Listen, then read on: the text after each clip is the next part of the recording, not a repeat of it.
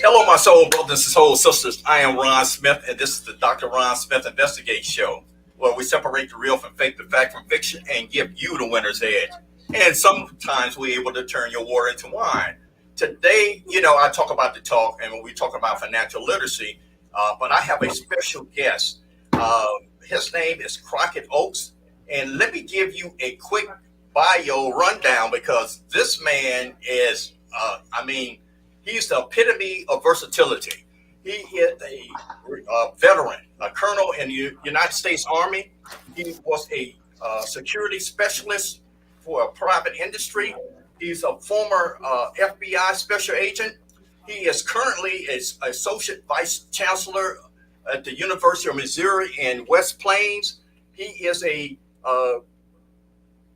preservationist. Now, he's going to tell you what that is because basically, I'm kind of late to the game, but I understand exactly what he's doing. But I want him to give you the details of that. Of course, he got a BS and a master's degree, and I'm quite sure that the knowledge that he's going to drop, you're going to think that he has a PhD. So, without further ado, Crocket Oaks, how you Dr. doing? Ron, you're way too generous. I appreciate that gracious introduction, and I'm so happy to be on your show today. Well, tell us what this preservationist is, and then we're going to get in talking about money. Sure. Well, I tell you, the title preservationist was cloaked on me after the first project that my wife and I did here in West Plains, Missouri, restoring a segregation cemetery called Sadie Brown Cemetery. Sadie Brown Cemetery was formed in the mid 1800s. It's the final interring place for formerly enslaved World War II veterans, essentially the African American population of the Ozarks, specifically around West Plains, Missouri. So over the years, Dr. Ron, Sadie Brown Cemetery fell into significant disrepair. My wife and I, upon our return here to my hometown, approximately 4 years ago, we looked at it, said it was basically a crying shame, and got busy trying to restore the cemetery in a manner that would provide dignity and dignity to the descendants and confidence that going forward, the final resting place of loved ones would be properly cared for. We were able to secure grants. We were able to raise significant personal contributions in order to make that work happen. And then our follow-up to Sadie Brown Cemetery was the restoration of historic Lincoln School, which was the segregation-era Black school here in West Plains, Missouri. We have since completely restored Lincoln School. We're in the process of getting it placed on the National Historic Register, and we're hosting a number of informative events there for the community. So that's a long-winded answer to your question about being a preservationist, but we've preserved a couple of significant African-American institutions in my hometown, and I proudly wear the title of preservationist. I'm going to have you on my show again, and we're just going to talk about that in particular. And hopefully in the next couple of weeks, we can get that scheduled because I know you're a busy guy. Look forward to it. Because you touched on so many topics. And of course, my platform is the talk, the conversation I wish I had. And basically, we're talking about financial literacy because that conversation was not under my roof. And one of the best investments I know is actually how do you educate yourself? So what books did you read to actually give you a fundamental, framework on your financial literacy and understanding? As an adult, Dr. Ron, the book that very clearly jumps out of my mind as being informative and very helpful to me was Rich Dad, Poor Dad. Okay. Now, this book, I'm sure you've heard of it or probably have even read it and studied it. Yes. Matter of fact, I've given about 10 copies away. Yeah. It's about how you look at money and how you think about money, not for what it can buy, but for how money can work for you, and compounding interest. And how compounding interest is really the eighth wonder of the world, because it's amazing once you get your arms and head around how money works, how liberating and how powerful you can become. I agree. And here's the thing, and I talk about it a lot on my podcast, is that can be a negative or positive. It all depends on your perspective on how you use that. So you have been a professional, since you've been out of the college. What would be some of the things that, since we're in the graduation season, what advice would you give a college graduate leaving, graduating this week, last week, the weeks to come? What would be your advice financially to tell them? Two significant things I would give, and it's the same advice that I give the kids on the campus of Missouri State University here in West Plains, where I serve as the assistant vice chancellor. Invest in yourself, invest in education, because education will bring you financial literacy and bring you financial freedom. And then once you do land the job and start to work, think about what your next step is as you're working that job. Don't get so complacent and take things for granted that you aren't thinking about how to move further within that job, with your current employer, or better yet, taking a job, making more money with another corporation, or another entity. Oftentimes I see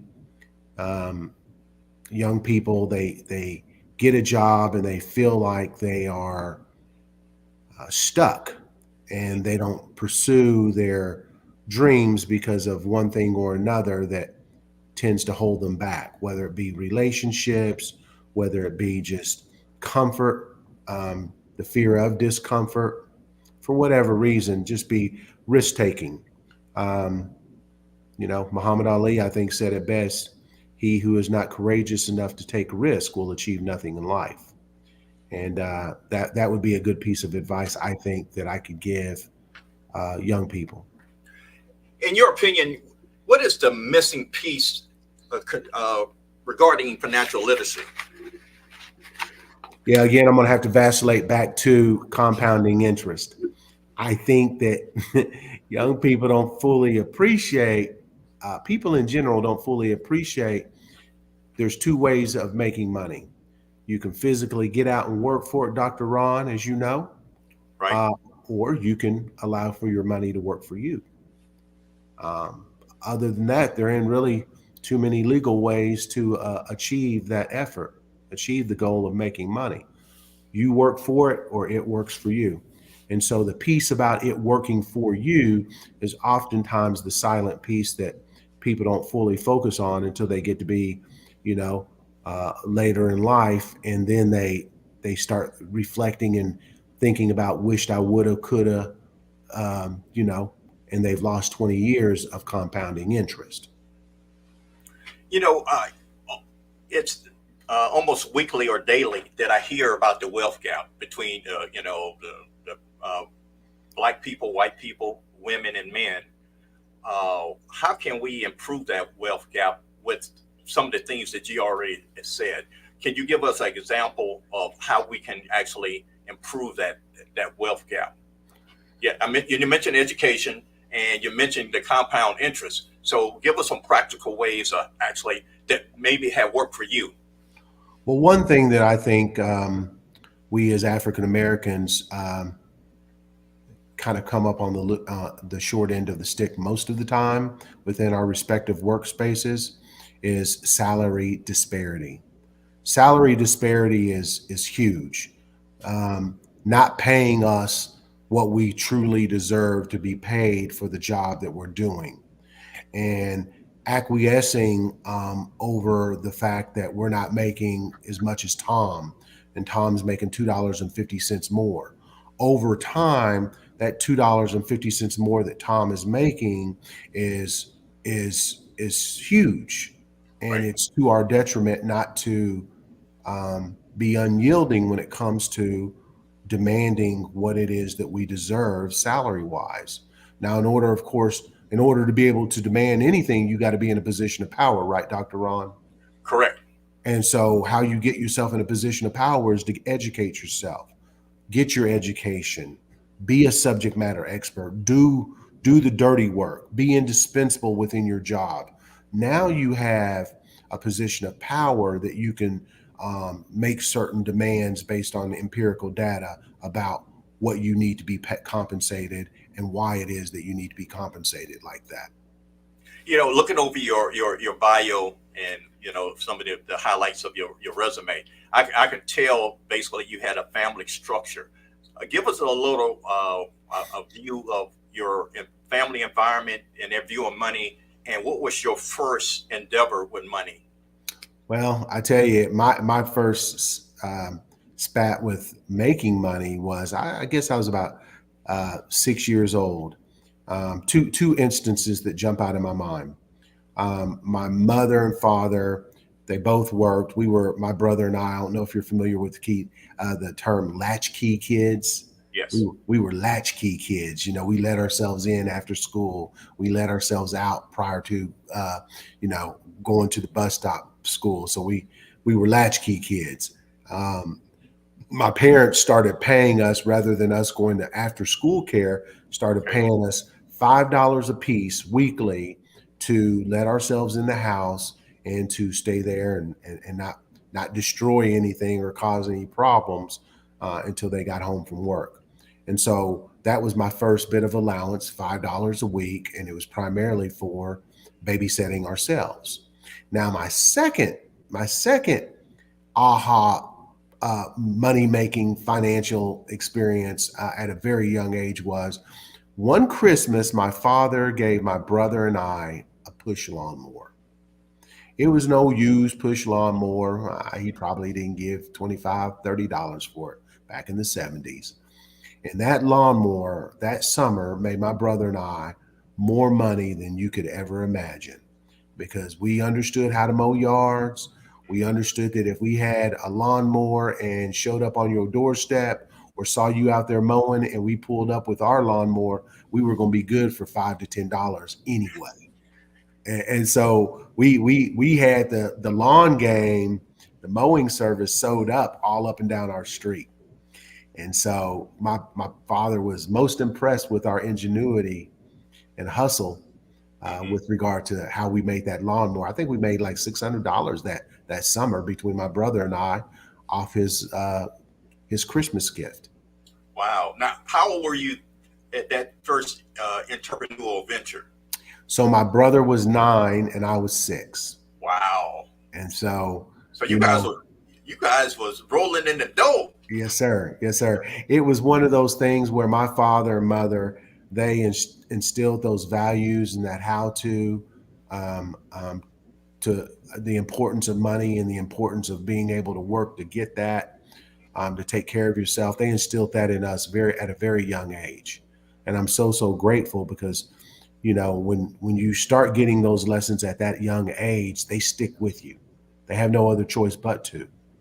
And so I'm blessed in that regard. My parents are prolific savers, and that has just rubbed off on me. I model my financial literacy and my financial game after them. So after the lawn service, what was the next venture that you and your brother or you individually went into?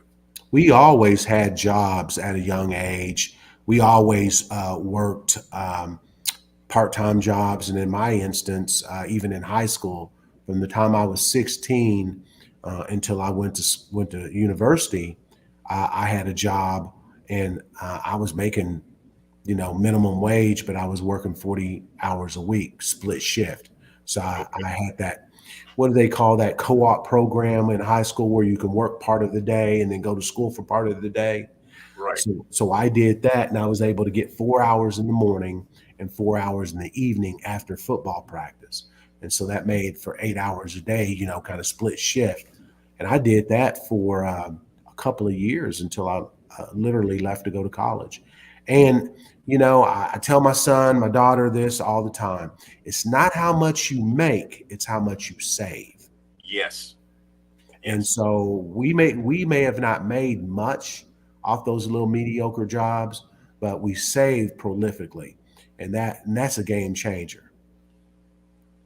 Ladies and gentlemen, we are talking to the Crocket Oaks. He's the vice chancellor of uh, Missouri State University in West Plains. And after we take this break, we're going to be back and he's going to drop some more knowledge on us.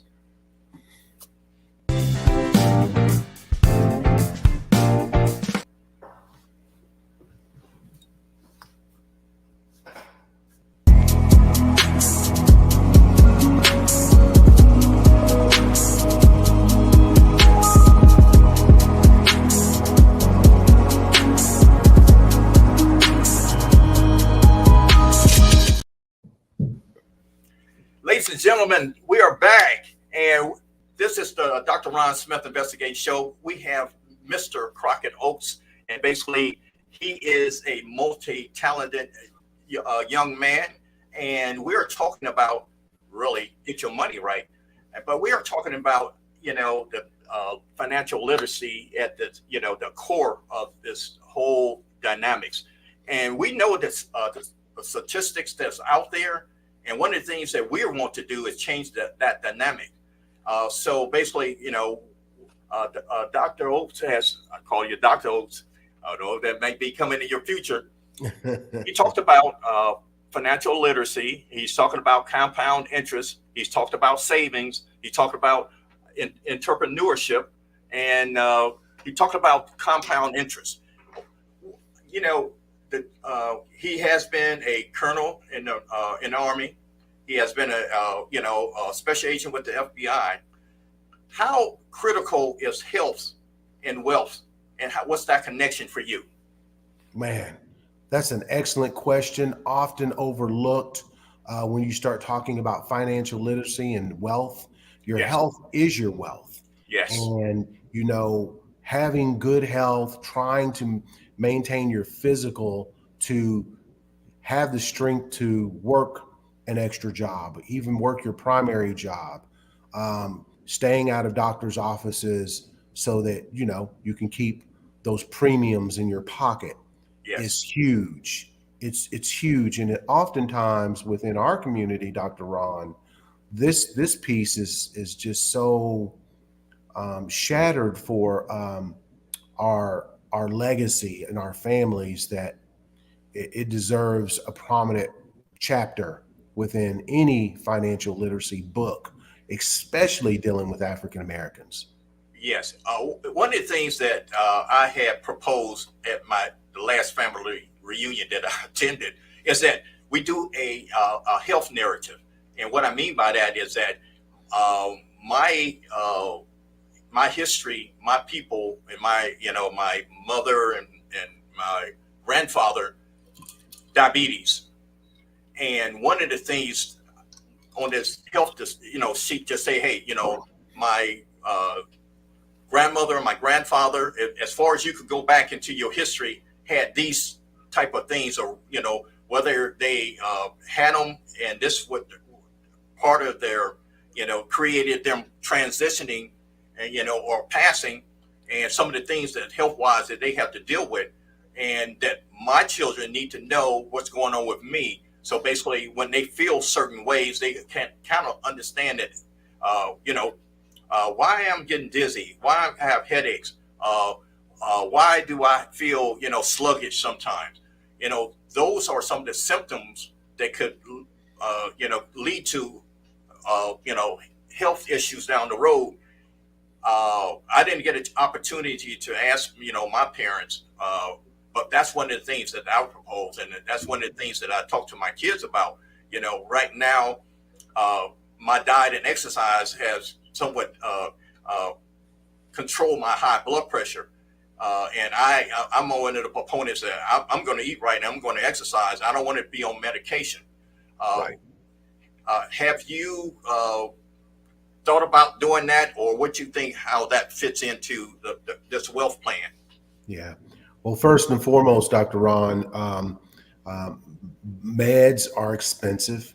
Yes, Healthcare and having health challenges can be very costly.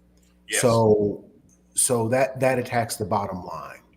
And if you think about your health as an investment in your portfolio and in yourself, it then becomes very simple as to what you need to do in order to secure your financial freedom, maintain or gain wealth, and that's taking care of your health.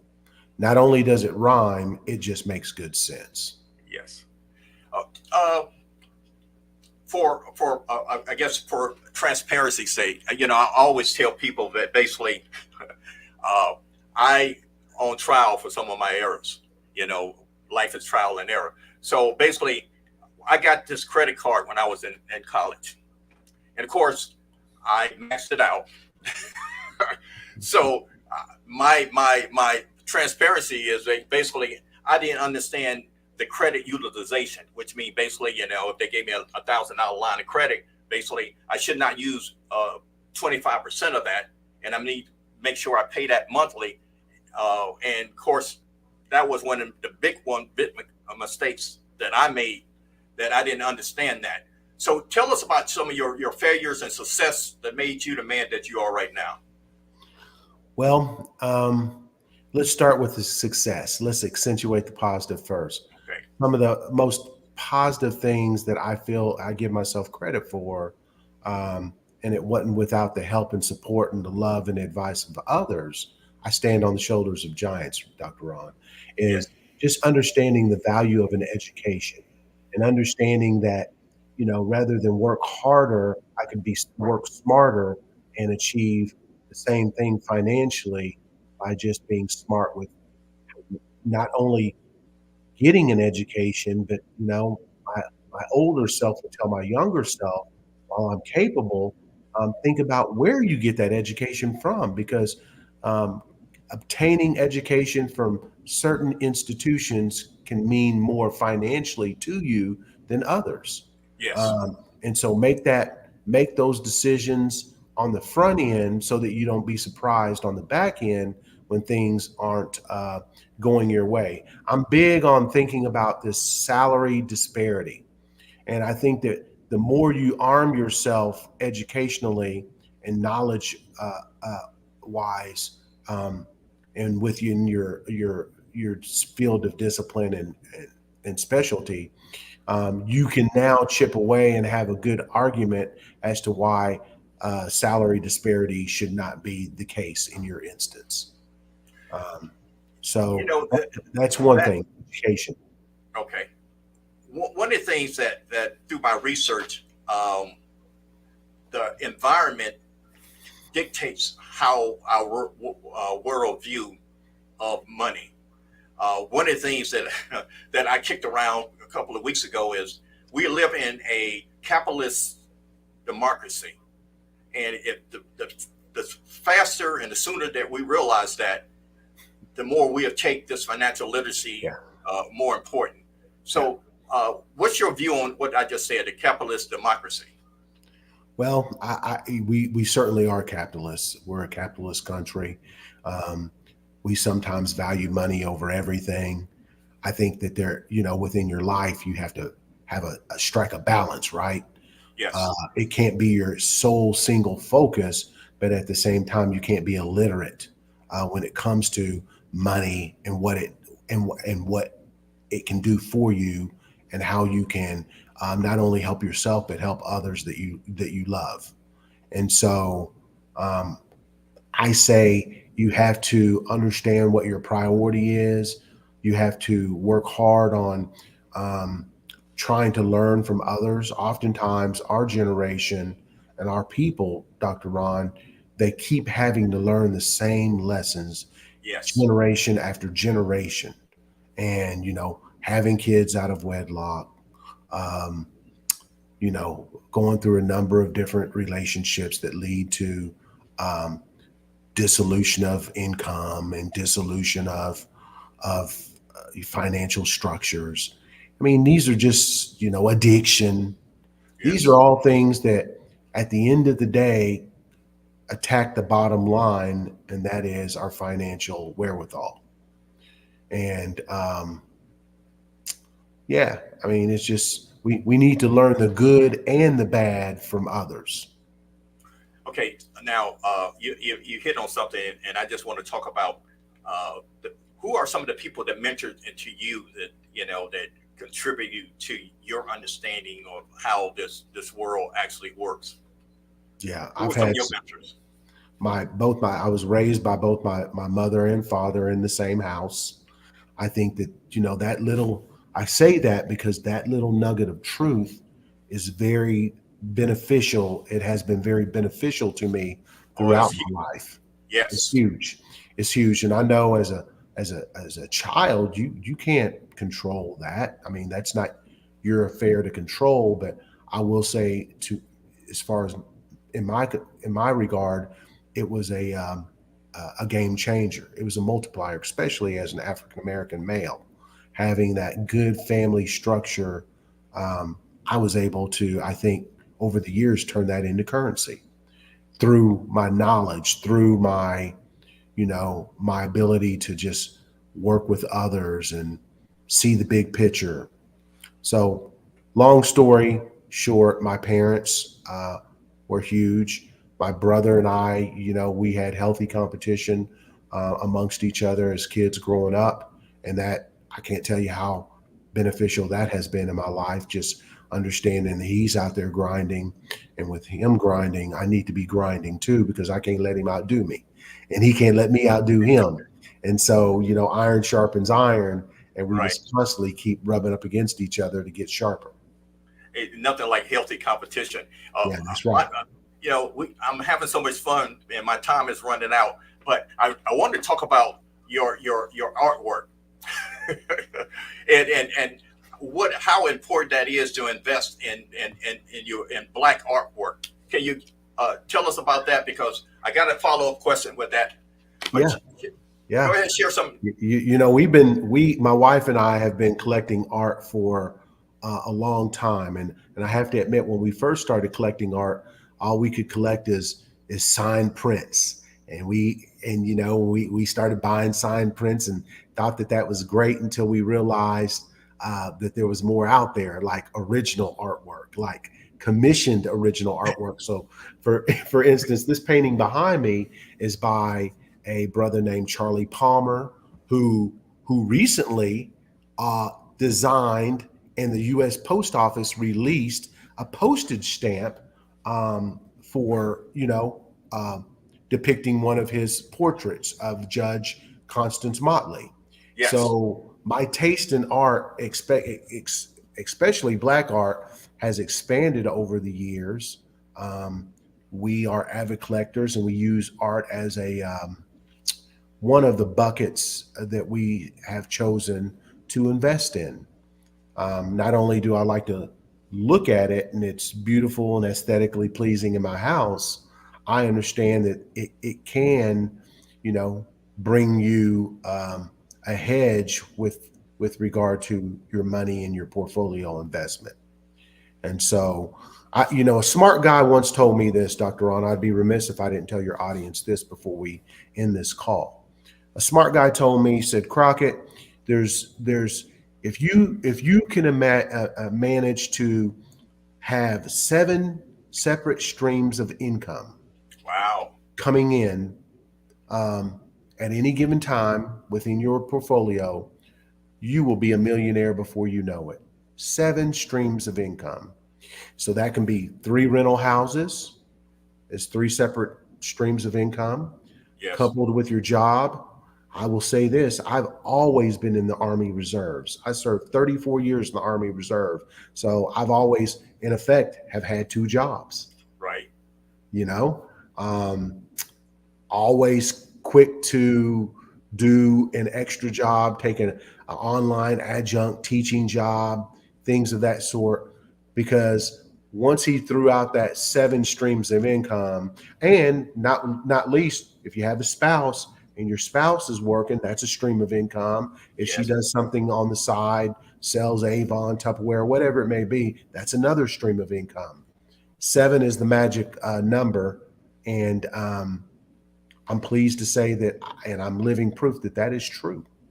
The first million is the hardest one to make. After that, the eighth great wonder of the world kicks in and the sky opens and the rest is history. It's called compounding interest. Wow. On that note, I couldn't end it on a better note. This is Crocket Oates. He's the Vice Chancellor of Missouri State University in West Plains, Missouri. And it's been my pleasure for you to have him on my show. And it's unfortunately we got the end because I'm going to have to ask you to come back. So on that note, thank you for your time. It's been my pleasure. Peace. Dr. Ron, that was